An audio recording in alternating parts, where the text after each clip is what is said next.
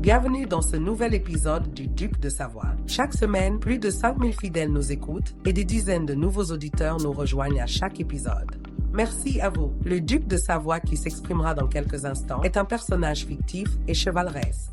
Ses propos, parfois caricaturaux, crus ou outranciers, peuvent surprendre ou même choquer les plus sensibles. C'est le concept même de la satire. Le but de ce podcast reste uniquement de divertir la plèbe de Savoie ou d'ailleurs. Si nos auditeurs apprécient ce ton cynique et excessif, c'est aussi parce qu'il est toujours accompagné d'une réflexion sincère et d'une envie constructive de répondre aux questions envoyées chaque semaine par email par les sujets du duché. Le duc, qui est un homme bon et juste, condamne toute forme de haine ou de discrimination, sous quelque forme que ce soit. Place maintenant à la sainte parole hebdomadaire. Le duc t'aime et veille sur toi. Bienvenue sur The Duke Connection. Je m'appelle Hugo Ferrari, duc de Savoie, autoproclamé depuis 2019, pratiquant d'ultra trail depuis 2014, speaker sur des événements sportifs depuis 2017, premier podcasteur course à pied depuis février 2018, organisateur d'un trail rassemblant 1800 participants depuis 2019 et enfin rédacteur web depuis 2020 sur le site duc-army.fr où vous retrouvez toutes, je dis bien toutes, les informations gravitant autour du trail. Ah oui, ça marche. Et voilà, bonjour à toutes et à tous. Nous sommes mercredi 31 décembre et nous allons passer dans l'année 2026, de gré ou de force. D'ailleurs, le passage des années est obligatoire, malheureusement. Et je dis ça parce que la catégorie Master 0 se rapproche à grands pas. Alors, aujourd'hui, en parlant justement de mon entrée prochaine, d'ici 1 an et demi, dans cette catégorie des vieux, des gens qui sont grabataires et qui vont décéder dans pas très longtemps, Master 0, pour ne pas dire vétéran, eh bien, je pioche une question, une questionnette qui m'a été suggérée par la doyenne des patriotes que ils connaissent tous puisqu'elle court chaque week-end ou presque. C'est Paul Bouvéry, 73 ans, donc qui va malheureusement quitter ce chiffre magique de 73 pour basculer dans le 74, alors la pauvre ensuite viendra 75, ce sera l'horreur absolue, mais voilà, 73 ans sur cette année 2025, elle nous avait pris 3 titres de championne de France du côté de Val d'Isère, 3 titres sur 4, puisqu'en courant le trail court, elle ne pouvait pas courir le trail long forcément, mais voilà un personnage qu'on a dans la Duc Chronique, donc très très souvent, et qui officie dans notre Savoie, Haute-Savoie pour les courses.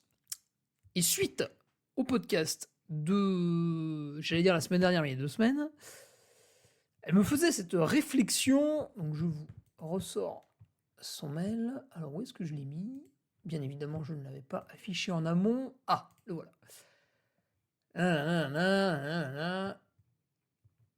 Elle me félicitait de cette petite intervention sur les agriculteurs, puisqu'elle ne suit pas l'actualité. C'est peut-être ça le secret de la longévité. Ne pas regarder la télévision, surtout que votre France 2, votre France 3 va peut-être subir quelques perquisitions dans ces prochains jours. Donc on peut douter finalement de tout ce qu'ils ont osé nous proposer jusque-là. Bref, impressionnant quand même. On pourrait penser que 73 ans, c'est la génération de ceux qui avaient la télé et qui la regardaient et qui la surconsommaient. Mais pas du tout. Elle surconsomme le trail, par contre. Et elle avait réécouté ce magnifique épisode avec Eric Razzoli sur le Let's Try podcast. Et donc, en venait la question où est-ce qu'un trailer qui ne fait pas partie de la caste des ingénieurs et celle du monde médical, surtout médecin ou kiné, a une quelconque chance de faire un jour partie des élites ? Ah, elle a oublié une autre profession qu'on cite souvent, ce sont les enseignants. Parce qu'ils bénéficient de 2 mois de congé l'été, même si certains tentent de nous faire croire qu'ils travaillent pendant ces 2 mois de congé. et même si je ne le nie pas.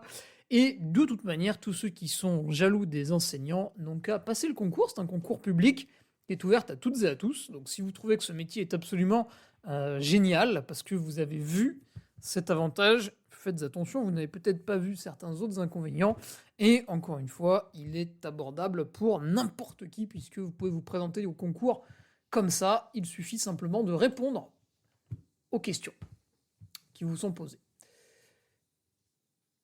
Les exceptions à la règle étant Yannick Noël ou Aubin. Là, elle traite mon frère d'imbécile, j'ai l'impression. Non, mais effectivement, ils ont un métier qui est un peu moins cérébral. Mais est-ce qu'un métier cérébral est vecteur de réussite? Et là, je vais vous attraper là-dessus sur la fin du podcast. Nanana. Et elle me précise à prendre bien sûr au second degré, mais tu n'avais pas besoin, Paul, de me le préciser. Nous sommes ici sur le 3 millième degré, Celsius d'ailleurs. Voilà. Alors, avant de démarrer ce petit podcast où Paul va être tout oui, eh bien, j'ai envie de la rassurer et de lui dire que les t-shirts femmes reviennent bientôt, puisqu'elle n'avait pas pu en avoir l'autre fois. Je n'avais imprimé assez peu, imprimé, produit, tissé, appelez ça comme vous voulez. Et ils reviendront, les t-shirts femmes reviendront en janvier avec des débardeurs qui là sont unisexes, si mes souvenirs sont bons, des shorts, des bonnets et des bandeaux, une fois de plus, fabriqués en France, puisque nous essayons, tant que faire se peut, de faire attention à l'écologie et de faire tourner le plus possible notre beau et magnifique pays, qu'on peut d'ailleurs juger en faisant du trail, puisqu'on se rend dans des coins absolument fabuleux. Sur mon site, au-delà de ce e-commerce dont les plumes vont se renflouer petit à petit, même s'il y a bien sûr les t-shirts hommes, les manches longues qui sont là, les tours de cou, les chaussettes, les tasses bien sûr, fabriquées chez nous bien sûr, et les produits Nutriting dont je suis devenu revendeur. Donc voilà, j'avais fait approvisionner un petit stock, écoutez, je l'ai, il est à la maison, donc c'est à jour sur le site, vous pouvez commander pour celles et ceux qui connaissent ces compléments alimentaires et qui en ont besoin ou qui les ont connus à travers les interviews de mon nutritionniste Sébastien Diffenbrom, qui va d'ailleurs bientôt revenir dans les articles du vendredi. Là, c'est prévu. C'est très très très axé sur l'alimentation, puisqu'évidemment vous avez beaucoup trop mangé pendant ces fêtes et vous allez continuer ce soir. Il a la panse bouffie.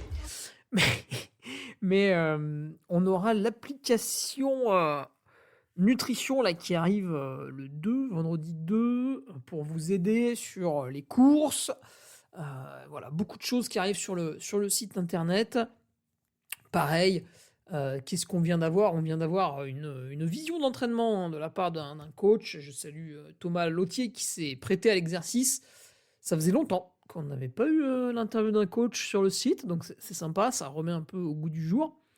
Et bien sûr, l'article d'avant qui était le test à l'effort que j'ai réalisé avec Rémi Rivet et qui n'est que les débuts, les prémices, puisque pendant que vous déballiez vos cadeaux de Noël gentiment amenés par le Papa Noël à travers cette magnifique cheminée qui orne votre maison familiale, eh bien, j'en ai profité pour m'entretenir un petit peu en off avec Rémi sur des choses qu'on pourrait mettre en place dans l'année pour aller chercher un peu la petite bête, pour investiguer dans différentes directions. Donc je lui ai proposé ce qui émanait de mon cerveau malade, et lui va faire le tri en tant que scientifique entre ce qui était complètement débile et ce qui était pertinent à essayer. Donc voilà, peut-être verrez-vous en 2026 le test à l'effort à toutes les sauces, sous toutes ses formes.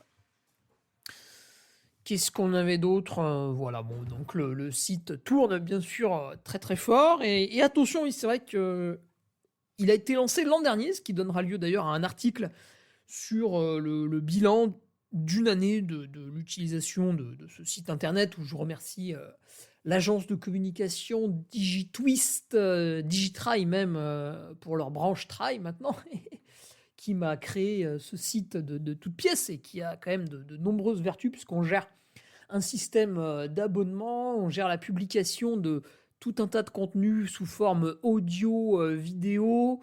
Voilà, il me réalise aussi l'écriture d'articles pour embellir un petit peu les descriptions des objets. Ouais, le système d'abonnement, j'en ai parlé. Donc, vraiment une usine à gaz, mais qui est gérée de main de maître. Et pour les abonnés qui avaient des questions durant l'année, on a quand même trouvé rapidement la réponse, même si des fois, on a vu des trucs de fou. Mais voilà, tout le monde a pu gagner en expérience là-dessus. Qu'est-ce que je voulais dire à propos de ça? Oui, c'est que vous êtes tous, enfin la plupart se sont abonnés de manière annuelle l'an dernier, et nous arrivons à la période de réabonnement. Du coup, pour vous, donc c'était décembre-janvier. Après, le reste de l'année, c'était un peu plus anecdotique. Mais pour ceux qui avaient choisi l'abonnement annuel, si vous n'aviez touché à rien, il va y avoir un prélèvement automatique et un renouvellement d'abonnement automatique. Par contre, si vous étiez abonné en cochant la case je me réabonne manuellement, eh bien là, vous allez, tant que vous ne vous êtes pas réabonné, être mis hors du bordel. Donc il faudra que vous fassiez la manipulation vous-même. Et pour celles et ceux qui ont changé de carte bancaire en cours d'année parce qu'ils ont été victimes, comme notre entreprise La Poste la semaine dernière, d'une cyberattaque, eh bien, et encore, je pourrais citer les différentes fédérations sportives. Certaines n'ont pas encore communiqué dessus, mais elles se sont fait hacker aussi. Voilà, ils sont nuls en informatique, tous, sans exception. Voilà, si vous avez changé de carte au cours de l'année, de carte bancaire, peut-être est-elle arrivée en fin de validité. Tiens, d'ailleurs, question. Question pour les employés bancaires là, qui dormaient au fond de la classe. Pourquoi les cartes bancaires ont une date de péremption? C'est très très chiant. Je m'explique. J'étais, et c'est la deuxième fois que ça me le fait, abonné à un Patreon. Donc c'est la deuxième fois que je m'abonne à un Patreon pour suivre du contenu qui me fait plaisir. Et ma carte périme, donc je me fais sortir du Patreon. Et quand je veux remettre une nouvelle carte, alors là c'est la faute de la plateforme Patreon, je suis d'accord avec vous, ben j'y arrive pas et du coup je peux pas me réabonner. Alors j'ai contourné le problème en me réabonnant avec PayPal, mais c'est chiant ce truc de date de péremption sur les cartes bancaires. Et je voudrais savoir donc pourquoi les cartes bancaires ont des dates de péremption, quel est l'avantage de ça? Parce que les inconvénients, je les vois. Et l'avantage, j'ai pas trouvé. Sachant qu'on se fait hacker sans qu'il y ait besoin de changer de carte. Déjà, c'est la merde. L'an dernier, je me suis fait prélever de 1 800 €. Et comme je n'avais pas renseigné de code téléphonique, eh bien l'assurance de ma banque a pu me rendre l'argent. Et après, eux, je sais pas comment ils se sont démerdés pour le retrouver. Mais en tout cas, moi, j'étais couvert. Voilà, donc ça, c'était bien. Sur le site, j'ai ajouté... Bah oui, vous écoutez pas. J'ai ajouté un nouveau code promo, donc vient se greffer un nouveau code promo aux côtés de Sunto, aux côtés de Baou, aux côtés du panier à café, aux côtés de Nolio, aux côtés de la SARL Multiservice qui vous vend des pièces d'occasion pour vos voitures. Les pièces pour les voitures, ça coûte cher. Quand vous les achetez d'occasion, c'est moins cher. Et avec le petit code promo du Duc, c'est encore moins cher. Donc voilà, bah, écoutez, je peux pas faire plus. Le code promo de la chaussette de France, qui lui est absolument énorme. Bref. Donc j'en ai ajouté un autre, sur un autre produit. Donc voilà, pour celles et ceux qui sont abonnés à mon site, eh bien vous avez une nouvelle marque qui vous propose une petite réduction, petite ristourne. Et ce sera tout. Qu'est-ce qu'on avait dans l'introduction? Bon, le côté speaker, on a déjà parlé, c'est la pause, il n'y a rien à faire en ce moment. Et pour le côté athlète, par contre, la rentrée, ça je ne vous en ai pas parlé, mais je serai au cross de Chavano. Cross de Chavano, qui est le cross bi-départemental. Voilà, le dimanche 11 janvier, on sera sur une... reprise, il y aura eu peu de séances avant, donc voilà, ça va nous remettre un peu dans le game, mais ce cross intervient dans une démarche un petit peu différente de l'an passé pour le début d'année. Voilà, on a déjà parlé de ça en long, en large et en travers sur le site internet, puisque pour progresser d'une année sur l'autre, il faut faire des bonds quand on le peut entre différents paramètres physiques à développer. Et jusqu'à fin mars, il y en a un dans le viseur. Et ça passe par exemple par ce petit cross bidépartemental à Chavanode. D'ailleurs, j'en profite pour taper un peu sur les autres. C'est quand même mon sport favori. En disant que la construction de ma saison, comme vous avez pu le voir sur mon site internet, eh bien, je n'ai pas cédé aux sirènes du mercenaire. Certains, parfois, ils font appel, puisque j'ai construit une saison logique, avec des étapes définies et compréhensibles par tous, pour arriver en forme, bien sûr, bon là je ne fais pas de spoiler, à l'UTMB, puisque ce sera la 8e fois que je m'y rends, tout de même, pour espérer une 7e finish line. Et je n'ai pas cédé à des courses aguicheuses pour leur prize money en enchaînant peut-être parfois les courses longues, qui sont souvent donneuses de cela. Mais c'est quelque chose que je ferai dans le futur, un peu comme une espèce de tournée d'adieu, ou lorsque je serai beaucoup moins sollicité en tant que speaker, puisque c'est une activité qui se révèle également lucrative quand on vise bien, quand on sait où taper. Dans ma chronique tous les lundis, j'essaye d'ailleurs de vous d'attirer vos regards justement sur ces prize money qui ne sont pas très élevés et qui bien souvent ne récompensent que le premier, ce qui est assez difficile, mais on voit que ça monte un petit peu, ça prend de l'ampleur chaque année, c'est très léger, mais ça bourdonne, ça rumine, et voilà, je m'amuse à relever les quelques courses, les rares courses qui le proposent. Mais si vous avez suivi les chroniques cette année, vous avez eu quand même un bel éventail sous les yeux. Et surtout, le plus dur, c'est de relever les courses qui ne l'écrivent pas dans leur règlement, mais qui le donnent quand même. Alors ça, j'ai pas bien compris quel était le but, puisque pour moi, un prize money, c'est quand même c'est pour attirer les gens. Donc si vous en parlez pas, ça attire personne, puisque personne ne le sait. C'est bizarre, j'ai pas bien compris, mais bon. Qu'est-ce qu'on avait d'autre dessus? Ah oui, la semaine dernière, il y a eu Enfin, c'était sur 2 semaines, là, les podcasts de la bande à des plus, épisodes 79 et 80. Et c'est dans le 79, d'ailleurs, on y parlait du dossard. Et oui, le dossard. Le dossard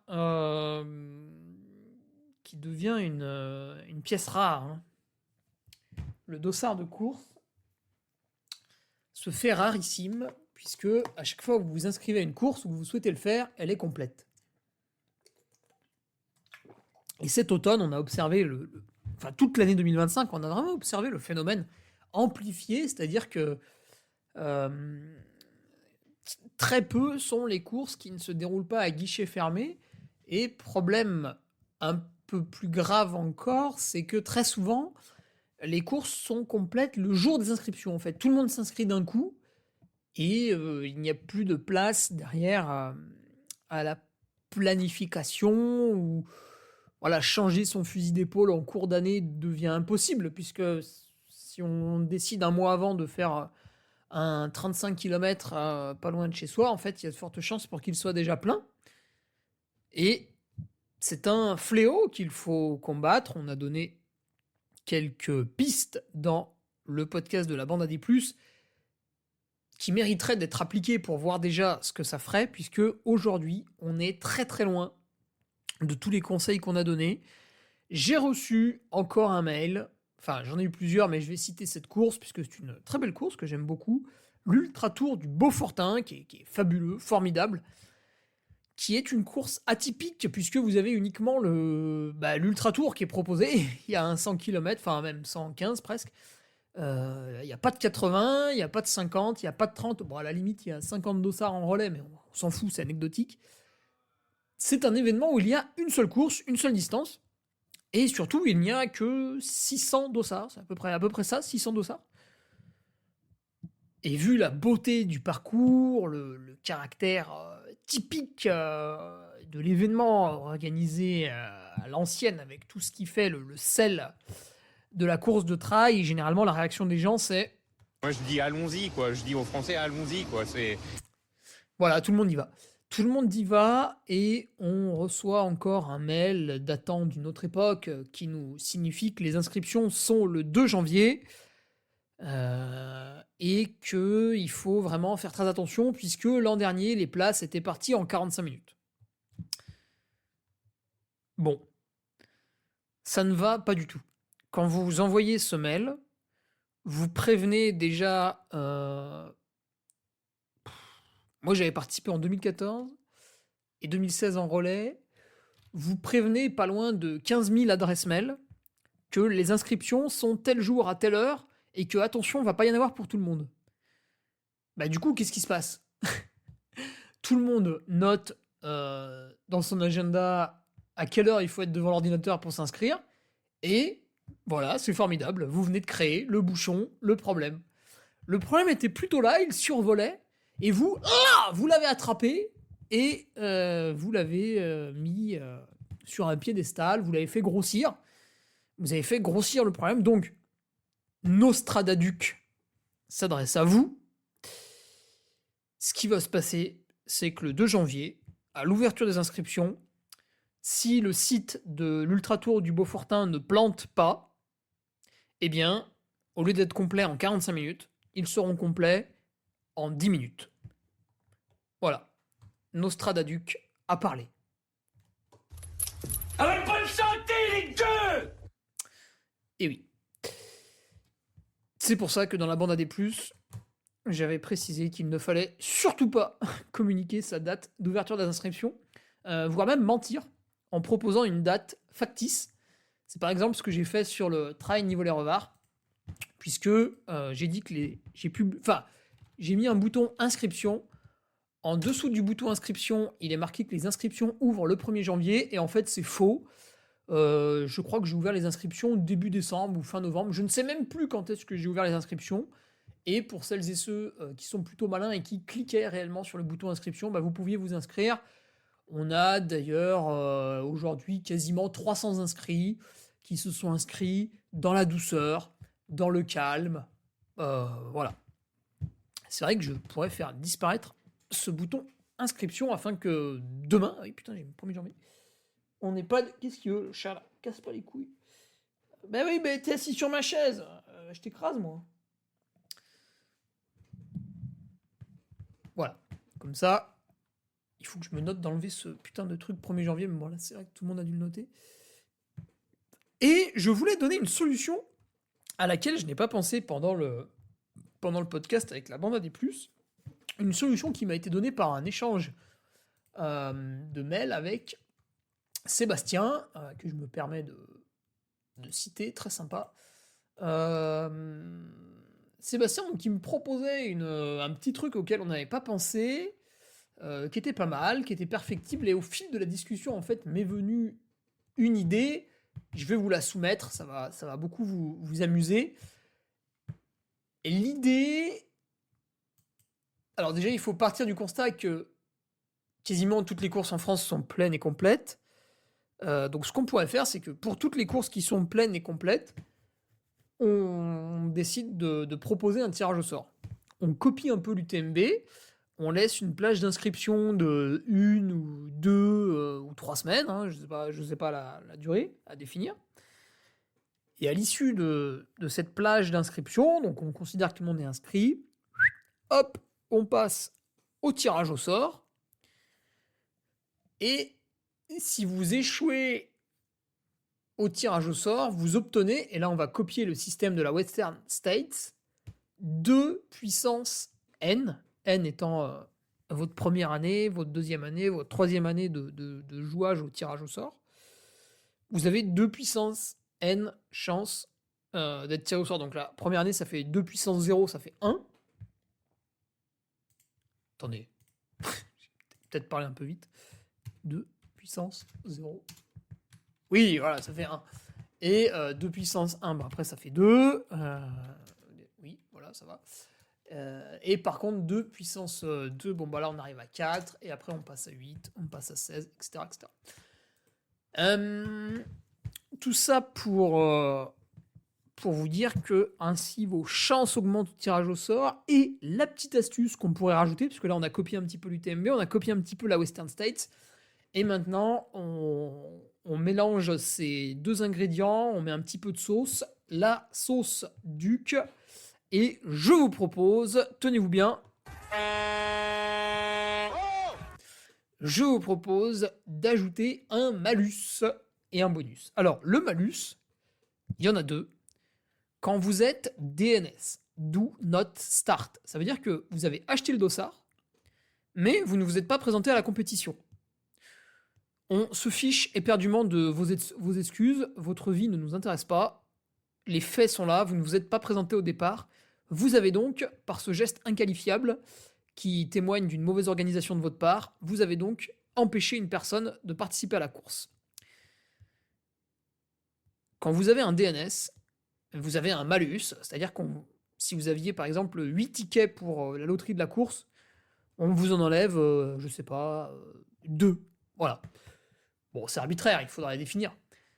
Pareil, quand vous êtes DNF, donc vous êtes DNF parce que vous ne vous êtes pas entraîné, vous avez un niveau physique qui laisse à désirer, et donc vous vous êtes fait sortir par des barrières horaires plutôt laxistes. 2, vous avez eu un problème dans la course parce que vous ne maîtrisez pas certains aspects de la performance comme le pacing ou la nutrition, et vous avez été contraint à l'abandon. 3, il a plu, vous avez eu froid parce que vous étiez mal équipé et que vous n'étiez pas prêt finalement à faire du try running, mais plutôt du squash avec vos amis dans un gymnase, et vous vous êtes fait sortir. 4, il faisait chaud, c'est normal, on est l'été, mais vous avez l'air de le découvrir, vous faites une insolation et donc vous vous êtes fait sortir. Enfin bref, tout un tas de fausses excuses qui vous amènent à DNF. Vous étiez malade, c'est entièrement de votre faute, votre voisin n'y est pour rien, c'est vous qui avez un système immunitaire faible, si vous avez attrapé un rhume la semaine avant et que ça vous a engendré de la fièvre. Donc toutes ces raisons qui font que vous allez abandonner la course vous donnent un malus par rapport au nombre de chances que vous avez augmenté dans votre loterie. Comme le DNS, quoi. Je sais pas, on pourrait faire moins de...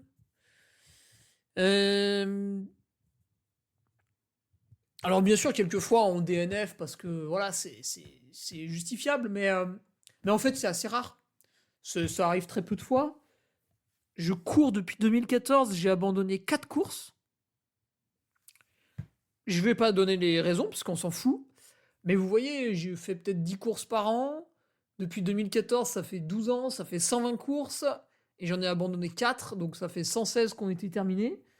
Donc vous voyez finalement quelqu'un qui s'entraîne correctement, même si on a tous des problèmes dans nos vies, eh bien au final on abandonne très peu souvent. Donc les rares fois où on abandonne, ça va pas beaucoup impacter nos tickets de loterie, entre guillemets. Par contre, ça va pénaliser celui qui a l'abandon facile. Et ça, on en connaît tous autour de nous. Des gens qui, pour X ou Y raison, vont jeter l'éponge assez rapidement.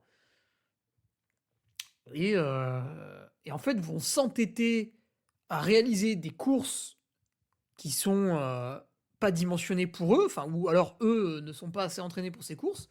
Donc ils vont se mettre en danger sur tout un tas de plans, le plan physique, le plan nutritionnel, etc., etc.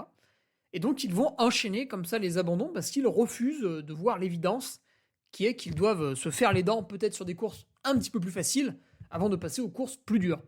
Et ça, par exemple, c'est un phénomène très masculin où, en général, on réfléchit très peu de temps avant de s'engager sur un ultra. Et par contre, une femme va se révéler être beaucoup plus pragmatique. D'ailleurs, parfois, trop heureuse. Certaines sont capables de réaliser de grandes choses, mais se demandent si elles sont capables, etc. Donc il y a vraiment une très grande réflexion en amont avant de se lancer. Alors qu'un homme, c'est un peu comme un chien, tu jettes la balle, il y va, quoi. Mais même si parfois, bien sûr, le phénomène s'inverse un petit peu. Mais pourquoi sur l'UTMB, il y a 17% de femmes et 80%, donc forcément 80%, 83% d'hommes, puisque soit vous êtes un homme, sauf vous êtes une femme, hein, la course n'étant pas ouverte aux chiens, chats, ours, loups, tout ça, quoi. Et c'est...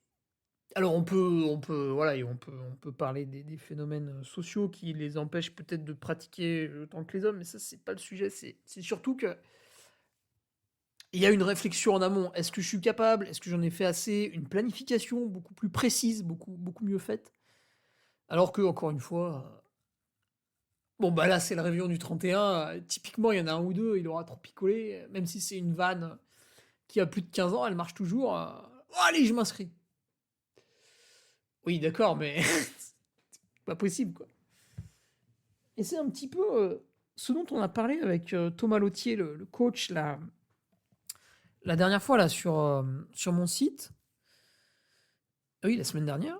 C'est que parfois, bon, encore une fois, hein, c'est pas souvent, mais parfois, il arrive que l'entraîneur doive freiner son athlète, son coaché, appelez-le comme vous voulez, son client, doivent freiner son athlète dans les courses qu'il entreprend, peut-être parce qu'il en a mis trop, peut-être parce qu'il en a mis des trop grosses par rapport à ses capacités ou par rapport à son emploi du temps, tout simplement.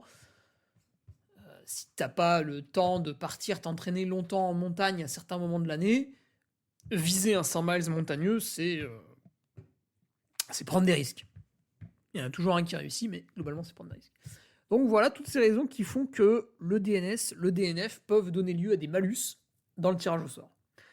Et ensuite, pour les bonus, eh bien, ça je crois qu'on en a tout petit peu parlé dans le podcast La Bande à des Plus, mais le bonus, ce serait de favoriser... Ah oui, c'était François qui disait ça au début. Le bonus, ce serait de favoriser les bénévoles. C'est-à-dire, vous faites bénévole sur un événement, eh bien, vous avez un bonus au tirage au sort sur l'intégralité de l'année, quoi. Vous obtenez 2 tickets supplémentaires pour toutes les courses, par exemple. Enfin, on pourrait définir les règles comme ça, mais ça peut être intéressant, et je vous en ai fait part, puisque nous ne l'avons pas abordé dans le podcast La Bande à des Plus, principalement parce que Stéphane Brognard parle trop, et ramenait toujours le débat à la fameuse clé de 12. Et du coup, je me souviens pas de sa date de la clé de 12, mais voilà, une épreuve qui, elle aussi, a doublé son nombre d'engagés. Ils sont passés de 4 à 8. Sacré Stéphane. Alors, venons-en à la question de Paul. Moi, je dis allons-y, quoi. Je dis aux Français, allons-y, quoi. C'est...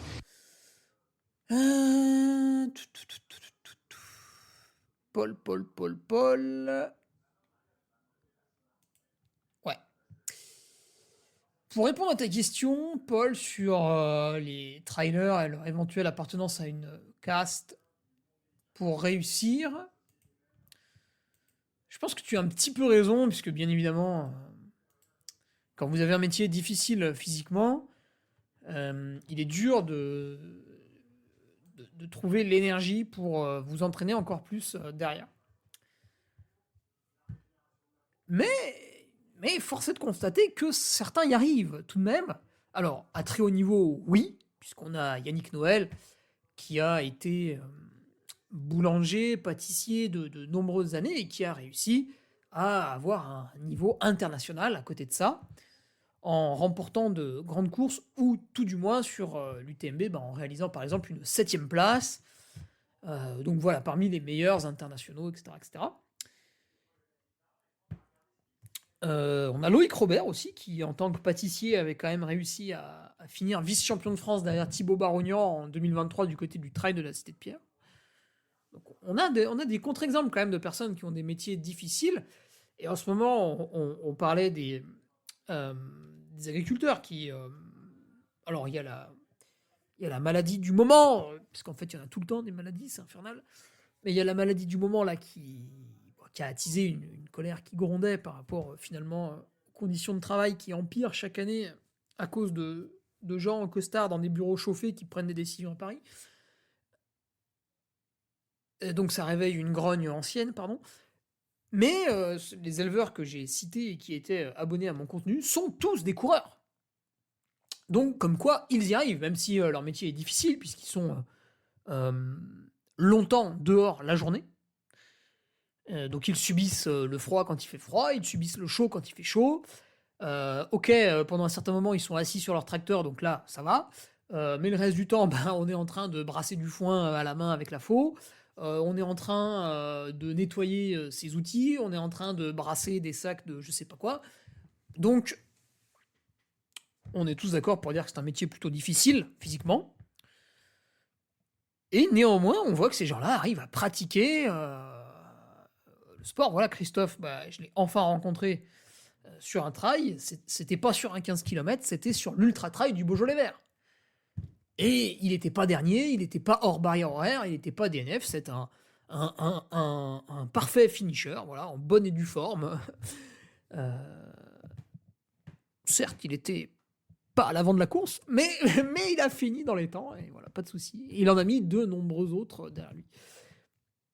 Donc, comme quoi, tu vois, Paul, finalement, on y arrive, quoi qu'on fasse. Dawa Sherpa, la légende qui a animé le trail de 2003 à 2010, on parlait uniquement de lui. Après, il a été éclipsé un petit peu par le jeune phénomène Kilian Jornet qui est arrivé en 2008-2009 avec ses victoires sur l'UTMB. Mais Dawa Sherpa était maçon du lundi au vendredi. Et le samedi-dimanche, il faisait des compétitions de trail. Souvent, il doublait, ce qui était très rare à l'époque parce qu'il y avait beaucoup moins de courses que maintenant. Mais il était sur le devant de la scène. Déjà, il remportait quasiment toutes ses épreuves. Et il était maçon, quoi. Alors, vous allez me dire, c'est rare. Bien sûr, c'est rare. Mais comme quoi, c'est possible. Marco Olmo était conducteur d'engin de chantier. C'est quand même un métier atypique aussi. Physique, tout de même.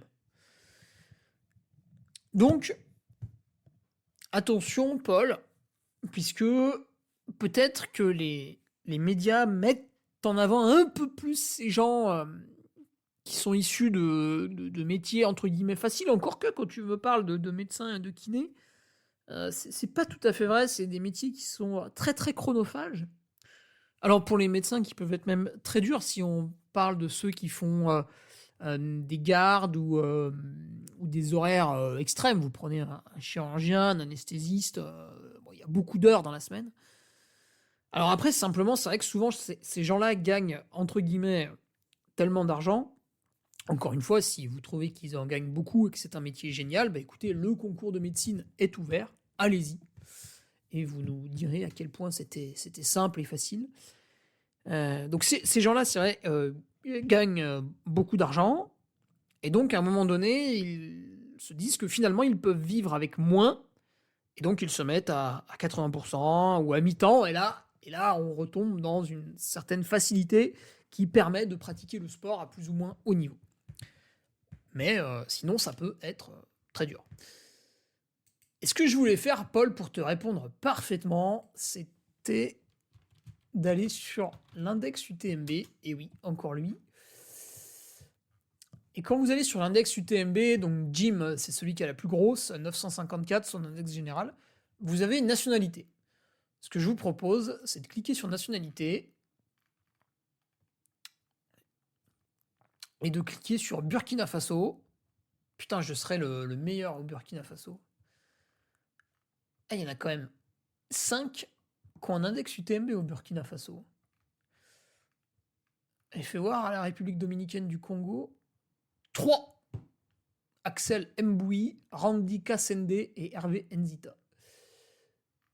Bref, allez, on va à France, on arrête les conneries. Là, voilà, juste après Finlande, hop, France. Et ce que je voulais faire, Paul, c'était te lire justement on va dire un peu les meilleurs, je sais pas, les 20-30 meilleurs coureurs et voir avec toi quel métier ils avaient.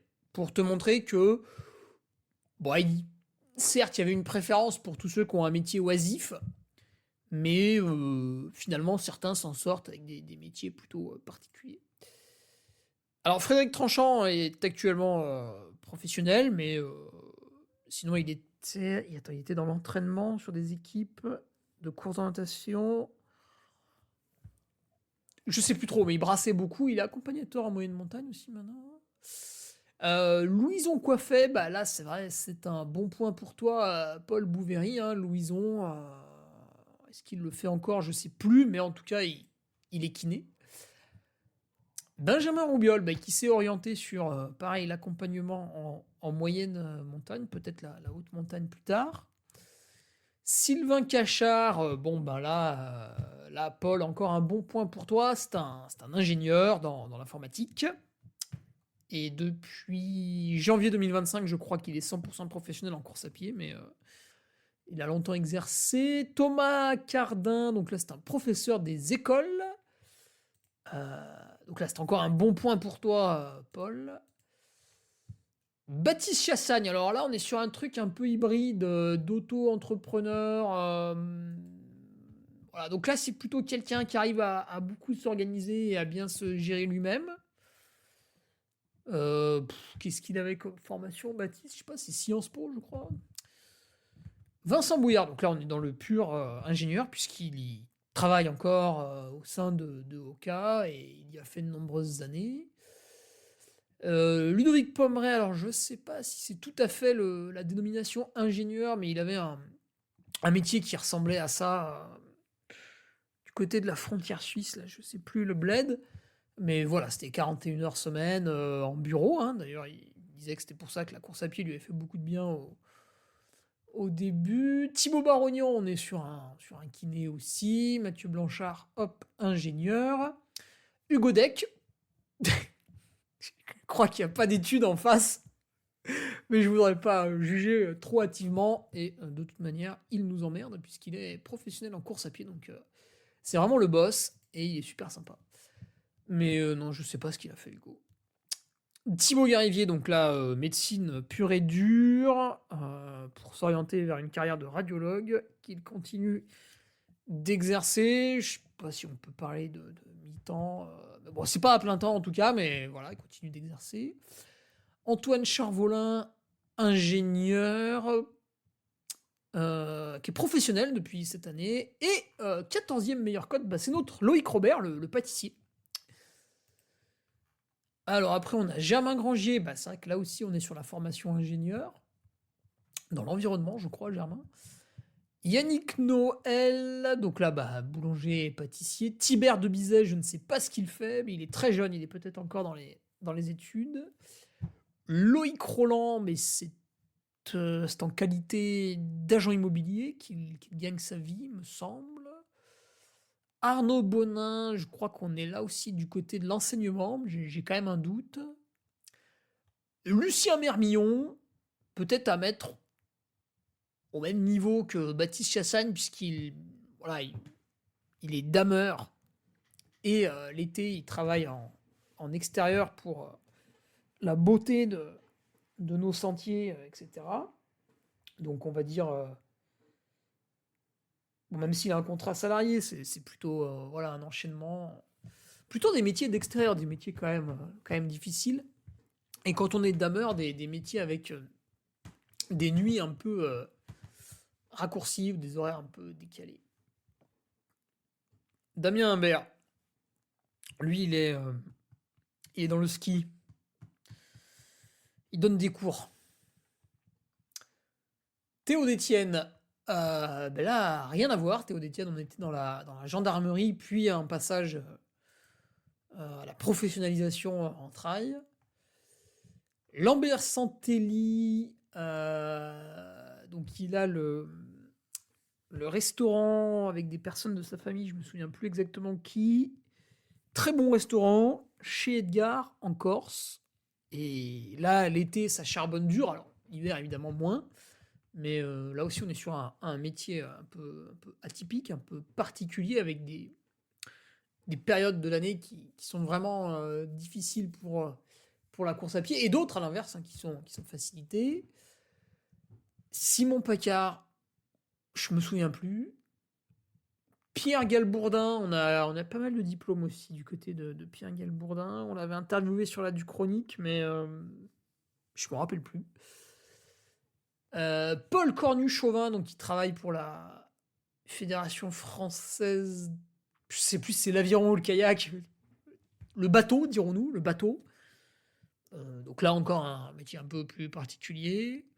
On retrouve un kiné avec Aurélien Dunant-Palaz et je crois qu'il a annoncé sur ses réseaux que l'an prochain, il ne serait plus kiné, il serait 100% dédié à son activité de coaching et le trail en tant qu'athlète. Sébastien Speller, qui tient un gîte, alors je sais pas si c'est l'Alsace, le département, j'ai pas envie de dire une connerie, c'est peut-être le Haut-Rhin ou je sais pas quoi, mais il tient un gîte, le Seb, et puis il est coach. Théodore Klein, il est prof d'EPS, si je me souviens bien, on l'avait interviewé lui aussi dans la du Chronique.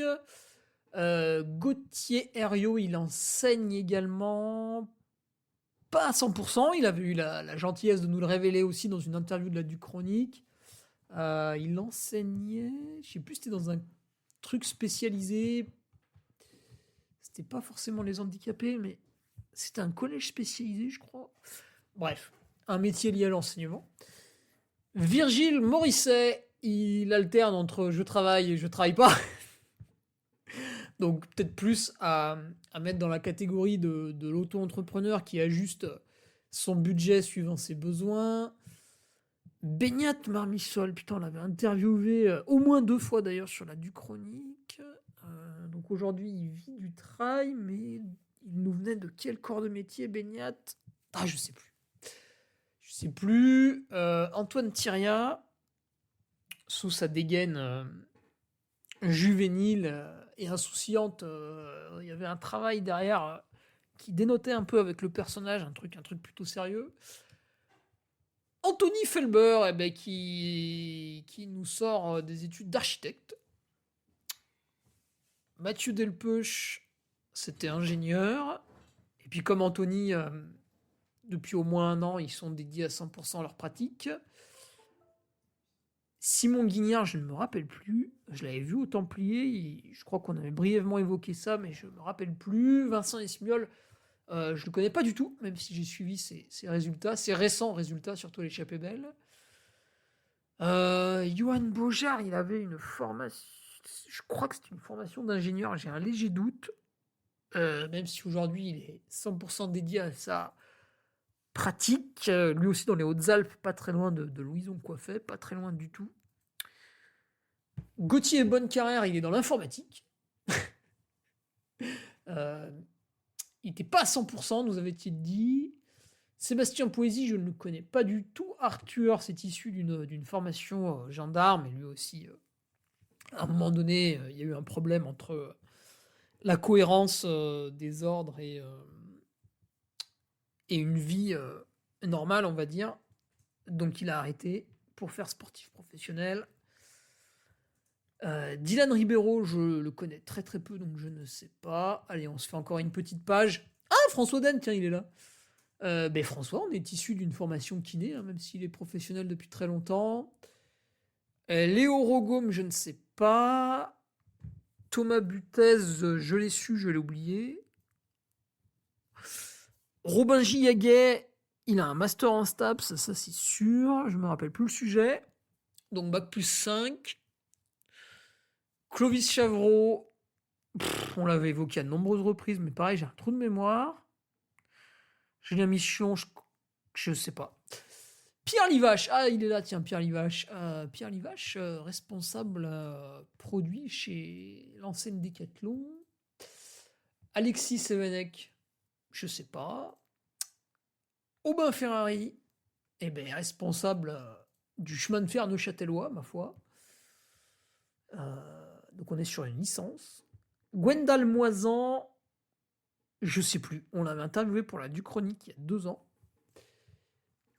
Théo Bourgeois, je sais plus. Quentin Melleux, il me semble qu'il a un diplôme d'éducateur sportif et qu'il est en train de faire ça de plus en plus sur un club dont j'ai oublié le nom autour de Clermont. Uniquement Ah oui.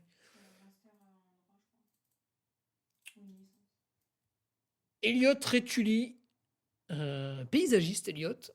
Donc là, un métier difficile encore une fois.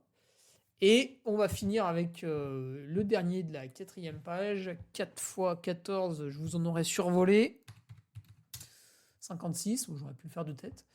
avec Baptiste Coitentic qui n'a pas validé encore son diplôme de médecine, mais il est quasiment à la fin. Je crois qu'il s'est autorisé une petite année de césure. C'est ce qu'il nous disait dans l'interview de lui qu'on a réalisé sur la Duchronique après la difficile épreuve de Snowdonia by UTMB.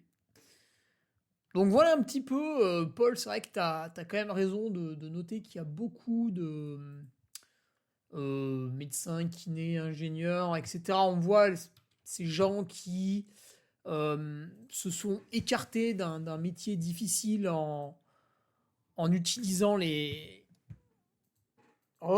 études longues, mais en fait, on s'aperçoit que face à eux, il y a des gens qui rivalisent face à eux avec aussi parfois des métiers quand même un peu plus durs, un peu différents.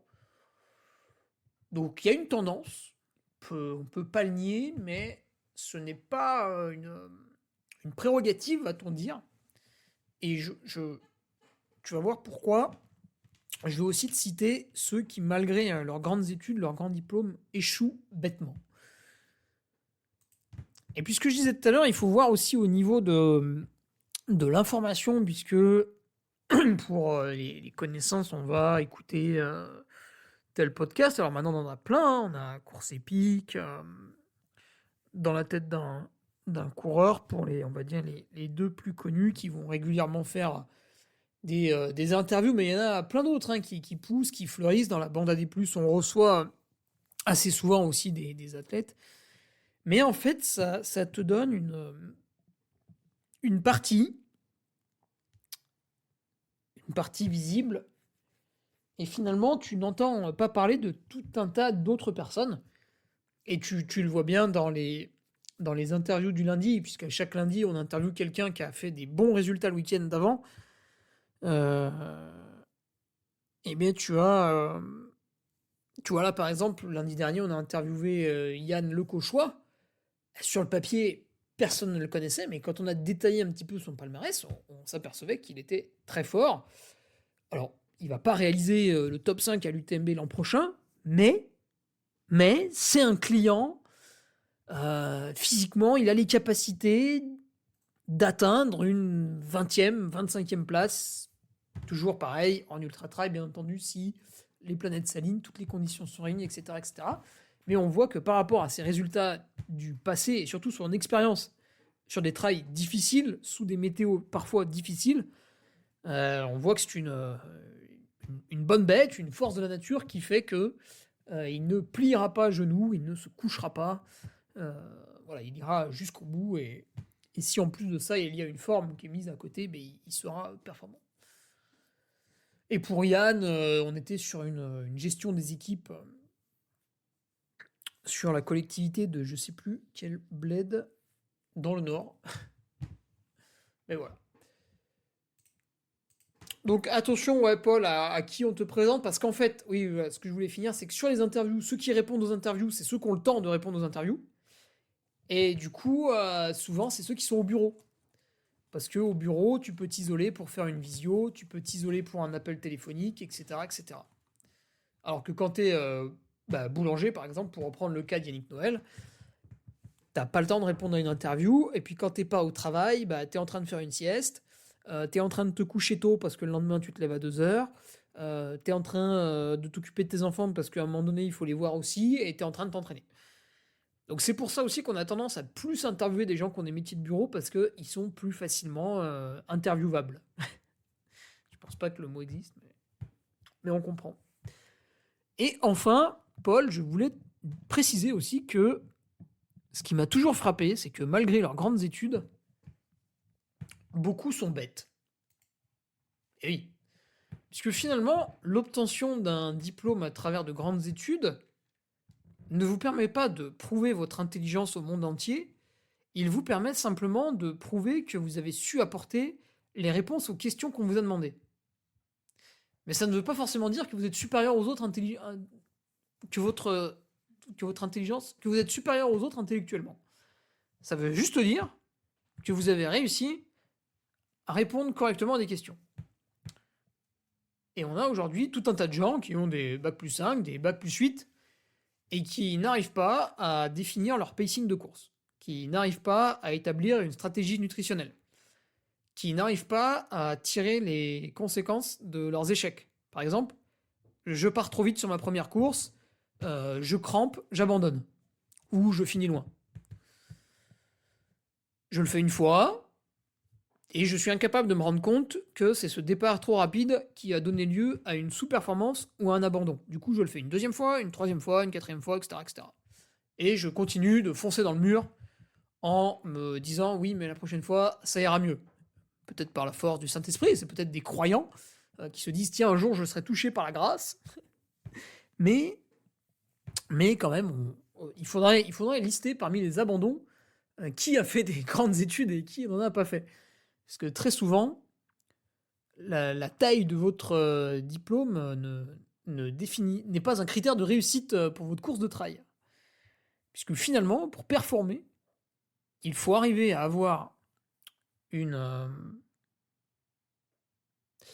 alors il faut arriver à avoir de l'ego pour lutter au niveau de la compétition contre les autres, avoir envie de progresser et de les battre, mais il faut aussi arriver à remettre cet ego en question pour accepter que parfois on est allé dans la mauvaise direction, se dire mince, je me suis trompé.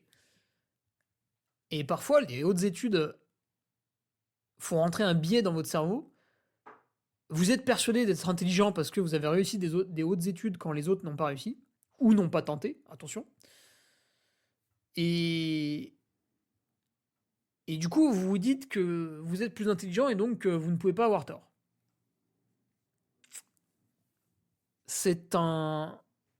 Alors parfois c'est un raccourci pour accéder justement à la réussite, mais ça peut aussi être un danger. Puisque vous n'êtes pas capable de comprendre pourquoi vous avez échoué, enfin en tout cas vous ne comprenez pas les bonnes raisons. Donc c'est ça aussi qui fait que rien n'est joué d'avance. Et je sais pas moi, en faisant ton constat à la Paul, on pourrait dire ah bah tiens, un jeune qui est au collège ou au lycée et qui souhaite faire du trail à haut niveau, il adore ça, il a envie de faire ça, et il va se dire ah il faut que je fasse ingénieur, comme ça je serai pas trop sollicité, j'aurai un métier relativement facile physiquement, et je vais pouvoir bien m'entraîner, etc. En fait, ça va être un confort de vie peut-être, encore que il faut trouver le bon job dans la bonne ville. Ça, c'est un petit peu ce qui m'a agacé, qui m'a détourné du métier. Mais derrière, il y a tous les autres paramètres qu'il va falloir réussir. Ça c'est une partie du panel de compétences qui permettent d'obtenir la réussite sur un trail. Et plus on se dirige dans les longues distances, ultra trail, plus il y a de paramètres sur notre palette à optimiser pour réussir. Donc vous pouvez passer complètement à côté d'un paramètre et réussir quand même à vous faire plaisir, voire même réussir tout court, parce que sur les autres paramètres, vous êtes un boss. Donc voilà, Paul, pour répondre à ta question, c'est un peu oui, et puis un peu non, quoi. Comme d'hab. Comme d'hab. Eh bien allez, sur ce, bon réveillon à toutes et à tous. Je vous épargne la vanne on se retrouve l'année prochaine. Vous devriez avoir une médaille beauf quand vous faites cette vanne. Comme ça, vous pouvez la mettre à côté de votre médaille finisher. Allez, salut. Au revoir les gueux, c'était le Diva Podcast de Duc de Savoie. Article brillant, interview et made in France. Hésite pas et inscris-toi, ainsi une offrande au Duc tu feras.